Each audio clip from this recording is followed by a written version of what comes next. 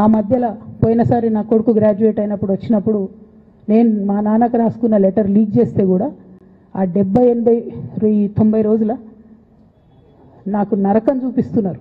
ప్రతిరోజు సోషల్ మీడియాలో ఇష్టం వచ్చినట్టు రాపిస్తున్నారు. ఎప్పుడు వీళ్ళ పేర్లు తీసుకోలే, ఇష్టం వచ్చినట్టు ప్రెస్ వాళ్ళకు మాట్లాడుతూ చాలా విషయాలు చెప్తున్నారు. ఎప్పుడు వాళ్ళ పేర్లు తీసుకోలే. ఇలా తీసుకుంటున్నా, ఎందుకంటే విషయం నాది కాదు, ఇది తెలంగాణ పరువు ప్రతిష్టకు సంబంధించిన విషయం. ఇలా దేశంలో ఏ మూలకు పోయినా ఎక్కడికి పోయినా కేసీఆర్ అంటే ఒక మహానాయకుడు, త్యాగం చేసిన నాయకుడు అని చెప్పి మాట్లాడతారు. రేపటి నుంచి ఏం మాట్లాడతారు? సిబిఐ ఎంక్వైరీ చేస్తే ఏం మాట్లాడతారు? కేసీఆర్ అంటే సిబిఐ కేసు అంటారు. మా నాన్న పరువు పోతే నాకా బాధ, మీకా? మీకు పైసలు కావాలి కదా, మీకు పేరుతోనేం పని? ఇంకా కూడా ఈ విషయాలు అర్థం చేసుకోకుండా, ఇంకా కూడా ఇటువంటి వ్యక్తుల్ని దూరం పెట్టుకోకుండా ఉంటే ఇక కేసీఆర్ గారి మీద సిబిఐ కేసు వేసేటటువంటి స్థాయికి వచ్చినాక ఏం పార్టీ ఉంటేంది పోతేంది.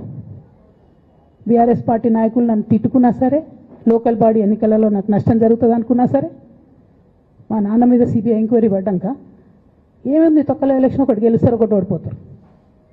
అసలు ఓడిపోయే పరిస్థితి ఎట్లా వచ్చింది? ఇటువంటి దుర్మార్గుల వల్ల కాదా వచ్చింది? ఆలోచన చేసుకోవాలి కదా.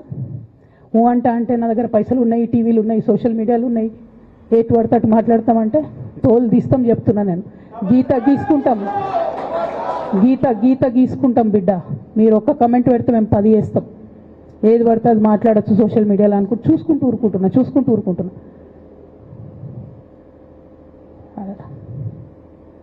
పెద్ద సార్ దగ్గరకు వచ్చినాక ఇక కాంప్రమైజ్ అయ్యేది ఏం లేదు. ఘోష్ కమిషన్ వేసిన రోజే నేను చెప్పిన, ఎందుకు రియాక్ట్ కాలేదు పార్టీ అని అడిగిన ఆ రోజునే. నిన్న సిబిఐ ఎంక్వైరీ వేస్తున్నా అని రేవంత్ రెడ్డి గారు అసెంబ్లీలో చెప్తే తెలంగాణ బంద్ కాలియద్దా, బగ్గు మనొద్దా తెలంగాణ?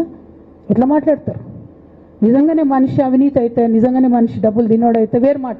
ఆయనకు తిండి మీద కూడా ధ్యాస ఉండదా బాబు? తెలంగాణ అదే పిచ్చి. అట్లాంటి మనిషిని పట్టుకొని ఇవాళ ఏది పడితే అది మాట్లాడితే కూడా రియాక్ట్ కాకపోవడం చాలా దారుణం, చాలా దారుణం. నేను దీన్ని తీవ్రంగా ఖండిస్తున్నా. At the same time Congress government PC Ghosh commission వేసిండ్రు. రెండేళ్ల నుంచి టైంపాస్ చేస్తారు. ఆ కమిషన్ రిపోర్ట్ వచ్చింది. ఆ రిపోర్ట్ నిన్న అసెంబ్లీలో పెట్టిండ్రు. ఇంకా దానికి ఏమిట్లకేం లేదు, దాంట్లోకి ఏం చర్యలు తీసుకుంటారో చెప్పారు, ఏం చేస్తారో చెప్పారు, తక్కువని సిబిఐకి ఇచ్చేస్తారు. అంటే ఇది ప్రీ ప్లాన్డ్, ప్రీ మెడిటేటెడ్, ఖచ్చితంగా కేసీఆర్ గారి ప్రతిష్ట దెబ్బతీయాలనేటటువంటి ప్రీ మెడిటేటెడ్ అటాక్ తప్పితే ఇంకోటి కాదు. ఇన్ని ఏజెన్సీస్ ఉన్నాయి రాష్ట్ర ప్రభుత్వంలో. మీ ఏసీబీకే దొరికింది కదా ఇదే కాళేశ్వరంలో అవినీతి తిమంగళాలు. ఏమైంది? ఆ రిపోర్ట్ ఏమైంది? వాళ్ళ మీద చర్యలు ఏమైనాయి? దాని కంక్లూజన్ ఏంది? ఒక్క చిన్న ఎంక్వైరీ కూడా ఇప్పటివరకు కంక్లూడ్ చేయలేదు కాంగ్రెస్ గవర్నమెంట్. ప్రచారం ఎక్కువ, పని తక్కువ. ఎప్పుడైనా మీ తప్పిదాలు బయటపడుతున్నాయి అనుకుంటే, ఎప్పుడన్నా ప్రజలు తిరగబడతారు అనుకుంటే వెంటనే ఒక రిపోర్ట్ వేయాలి, వెంటనే కేసీఆర్ మీద ఒక ఆరోపణ చేయాలి.